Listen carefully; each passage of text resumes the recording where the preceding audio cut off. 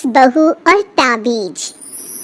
सुप्रिया का रोज किसी न किसी बात पर अपनी बहू तारा से झगड़ा होता ही रहता। दोनों स्वभाव से जिद्दी और अड़ियल थे। दोनों में से कोई भी एक दूसरे के आगे झुकना नहीं चाहता था। फिर एक दिन, तारा कहाँ मर गई थी तू अभी तक?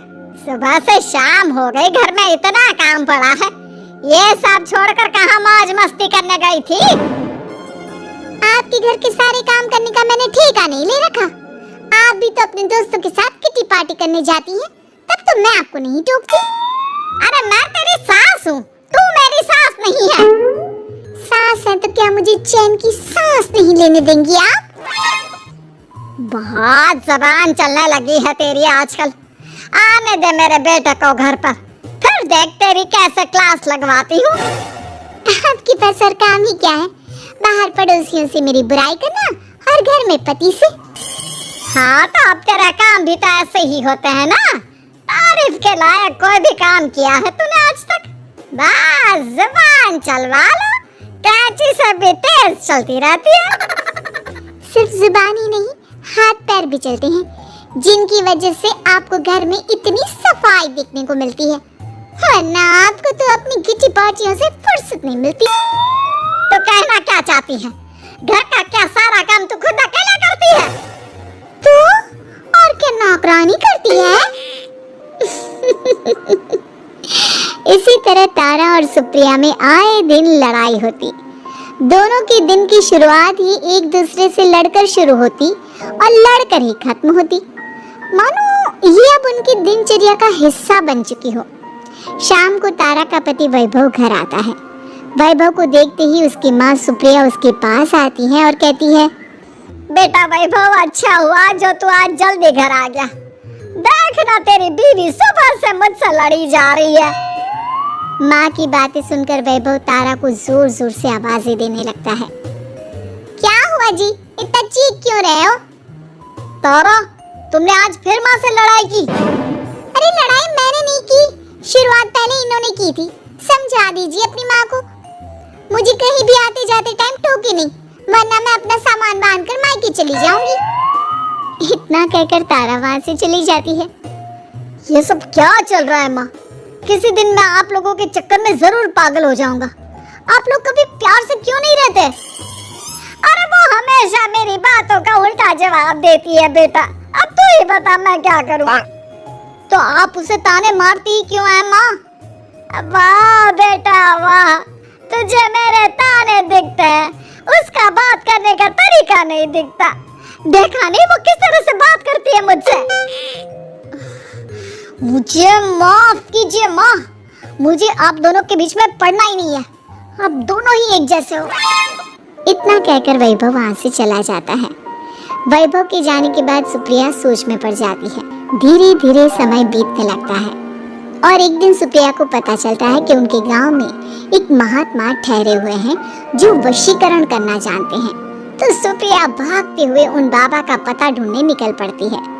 इस बात की खबर जैसे ही तारा को चलती है, वो भी उस बाबा की खोज में निकल पड़ती है। अगले दिन सुबह, आज तारा और सुप्रिया दोनों ही बहुत अच्छे मूड में होती है। ना सुप्रिया तारा को देखकर कोई ताना मारती है, ना तारा अपनी सास से बेवजह उलझती है। दोनों मिल बांट कर रसोई में काम करती हैं। भाई तारा, जरा मुझे वो चाय पत्ती पकड़ाना। ये लीजिए माँ जी, क्या आप मेरे लिए भी चाय बना देंगी? अरे हाँ हाँ, क्यों नहीं। इसी तरह दिन बीतते हैं और दोनों का रिश्ता भी निखरने लगता है। ऐसे ही देखते 3 महीने बीत जाते हैं। आजकल ये मैं क्या देख रहा हूँ? अचानक आप दोनों के बीच इतना प्यार कैसे हो गया? एक दिन था जब कभी माँ आप तारा को ताने देते देते नहीं थकती थी, और तारा तुम पहले तो कितना उलझती थी माँ से। तो अब ये अचानक क्या हो गया आप दोनों को? अरे ये सब तो एक बाबा का कमाल है, जिसने मुझे ये ताबीज दिया था। सुप्रिया के हाथ में बंधा ताबीज देखकर तारा चौंक जाती है। ये ताबीज तो उस बाबा ने मुझे भी दिया था, आपको अपने वश में करने के लिए। इसका मतलब तू भी उस बाबा से मिलने गई थी? आपकी हरकतों की वजह से ही मुझे जाना पड़ा था। ये सब क्या चल रहा है? मुझे तो आप लोगों की कोई भी बात समझ में नहीं आ रही। सुप्रिया वैभव को सारी बात बताते हुए कहती है, अरे जैसे ही मुझे पता चला कि हमारे गांव में जाने माने तांत्रिक बाबा आए हुए हैं जो वशीकरण करना जानते हैं, तो मैं बिना देरी किए उनके पास चली गई और बहू को अपने वश में करने की इच्छा उनके सामने रखी, जिससे ये मेरी हर बात माने। बाबा, मैं अपनी बहू से बहुत दुखी हो चुकी हूँ। वो मेरी एक बात नहीं मानती। आप कुछ ऐसा कीजिए बाबा जिससे मेरी बहू मेरी हर बात मानने लगे। पहले आप मुझे अच्छे से बताइए, आपको अपनी बहू से आखिर परेशानी क्या है? बाबा, वो मुझसे कभी प्यार से बात नहीं करती।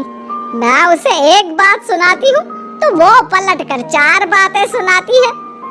आप कुछ ऐसा कीजिए ना जिससे मेरी बहू सारी बातें मानने लगे। बाबा सुप्रिया की बातों को ध्यान से सुनते हैं और उसके बाद सुप्रिया को एक काले रंग का ताबीज देते हुए कहते हैं, ये ताबीज तुम्हें अपने गले में पहनना है और जब तक मैं ना कहूँ तब तक इसे उतारना मत। तो क्या इस ताबीज की मदद से मेरी बहू मेरे वश में हो जाएगी? सिर्फ वश में ही नहीं, इस ताबीज के कारण तुम्हारी बहू तुम्हारे आगे पीछे भी घूमने लगेगी। लेकिन बस तुम्हें कुछ काम करने होंगे। कैसा काम बाबा जी? तुम्हें अपनी जुबान पर काबू रखना होगा। उससे जो भी काम करवाना हो हमेशा प्यार से बात करनी होगी। धीरे धीरे वो तुम्हारी मुट्ठी में आ जाएगी। अरे ठीक है बाबा जी, जैसा आप कहेंगे ठीक मैं वैसा ही करूंगी। तारा ये सब सुनकर चौंक जाती है। ऐसा ही कुछ तो मेरे साथ भी हुआ था जब मैं उस बाबा से मिलने गई थी। बाबा जी, मैं अपनी सास से बहुत तंग आ चुकी हूँ। वो हर रोज किसी न किसी बहाने मुझसे लड़ती रहती है। आप प्लीज कुछ ऐसा करिए ना जिससे मेरी सास सुधर जाए और मुझे बेवजह टोकना बंद कर दे। तारा की ये बातें सुनकर पहले तो बाबा सोच में पड़ जाते हैं। उसके बाद वो तारा को भी काले रंग का ताबीज पकड़ाते हुए कहते हैं, ये लो बिटिया, इसे अपने गले में पहन लो और जब तक मैं तुम्हें इसे उतारने के लिए ना बोलूं तब तक इसे उतारना नहीं। इस ताबीज को पहनने से तुम्हारी सास तुमसे प्यार करने लगेगी और दिन रात तुम्हारे आगे पीछे घूमेगी। ये सुनकर तारा बेहद खुश हो जाती है। बाबा, इस ताबीज का असर कब तक होगा? अगर तुमने मेरी सारी बातें मानी तो इस ताबीज का असर तुम्हें 2 दिन बाद ही दिखने लगेगा। उसके लिए सबसे पहले तुम्हें अपनी सास को इज्जत देनी होगी, उनके साथ प्यार से बर्ताव करना होगा और अगर कोई भी काम भी करवाना हो तो प्यार से ही बात करनी होगी। फिर देखना वो कैसे तुम्हारे इशारों पर नाचती है।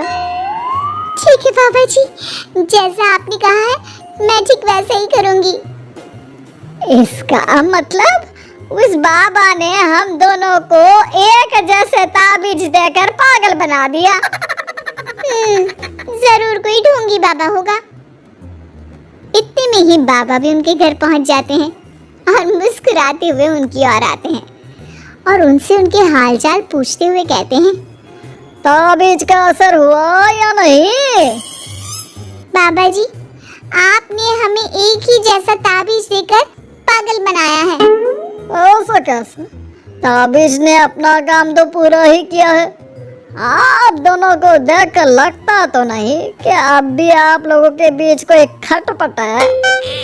खटपट तो नहीं है बाबा जी, अब तो मेरी बहू मेरी हर छोटी बड़ी जरूरतों का ख्याल रखती है, मेरी सेवा करती है। हाँ, वैसे अब तो मम्मी जी मुझे ताने भी नहीं देती और ना ही कहीं आने जाने में टोकती हैं। जानते हो ये सब कैसे संभव हुआ? कैसे बाबा जी? यह सब तुम दोनों के कारण ही संभव हुआ है। मैंने जो ताबीज दिया था वो सिर्फ एक धागा ही था।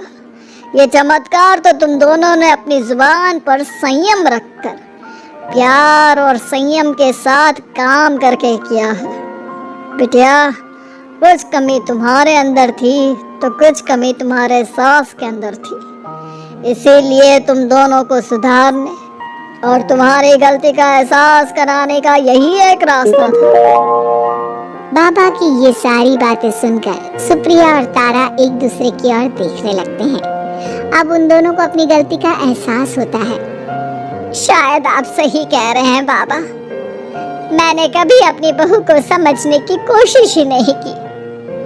मैंने भी तो कभी आपकी उम्र और ओहदे का लिहाज नहीं किया और जो जब मन में आया बोलती चली गई। हो सके तो मुझे माफ कर देना मम्मी जी। चलो फिर, अगर सब ठीक ही हो गया है तो बाबा जी, अब आप भी वापस अर्जुन बन जाइए। वैभव की बात पर बाबा अपनी नकली दाढ़ी हटाते हैं तो उसे देखकर सास बहू हैरान रह जाती हैं। अरे अर्जुन भैया आप?